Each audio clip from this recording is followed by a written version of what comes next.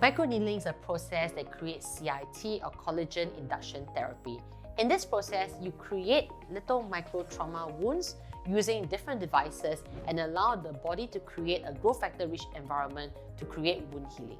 Microneedling for the face and microneedling for your scalp or hair have different indications. Typically, for the face, microneedling is used for skin regeneration. It's also utilized to improve pore size and reduce scarring. So it is a form of treatment usually for regeneration as well as improvement of skin texture.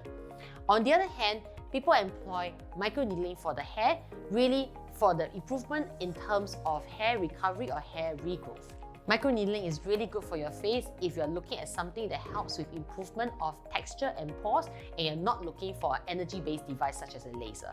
Okay, for the face, somebody who should consider getting microneedling treatment is maybe somebody who has scars. So if you have depressed acne scars, uneven skin texture, you can consider having microneedling. With the process of microneedling or CIT, what happens is the scars actually are triggered to remodel and break down.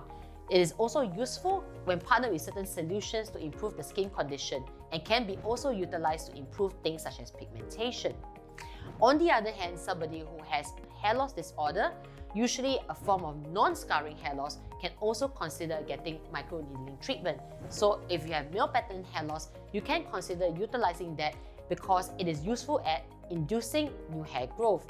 At the same time, it is also very good as a form of drug delivery system. So if you're using a topical such as minoxidil, it is very useful to use microneedling to allow that to better penetrate the scalp as well. Depending on the type of condition you're trying to treat, the number of sessions required may vary. For example, for hair recovery or hair growth, I usually say that it's important to continue microneedling for a treatment process of over 3 to 4 months so that you can push in the hair cycles. So typically that might require approximately 4 to 6 sessions. On the other hand, if you're looking at just improving the skin quality and you just want some rejuvenation, then having it done once every few months is useful enough. On the other hand, if you have some acne scarring to treat, you can actually consider doing a round of 3 to 4 sessions to try to push improvement, and that can be done once a month. Again, the most common side effects or concerns with microneedling is pain. So patients often ask, is the treatment process painful in itself? When we do microneedling on the face, we can consider putting numbing cream beforehand if the patient is uncomfortable with that sensation. On the other hand, for scalp, usually there's better tolerability. So again, the needle depths can be varied to suit the patient and the indication. The deeper the needles go, the more pain there can possibly be, but that can all be well managed beforehand. Usually for the face, there might be some redness or a little bit of pinpoint bleeding, but that usually self-resolves in a day. For microneedling, there is not that much downtime. Perhaps redness for the day itself, if it's done on the face, on the scalp is usually not very visible. So there is not much post-recovery care that needs to be employed.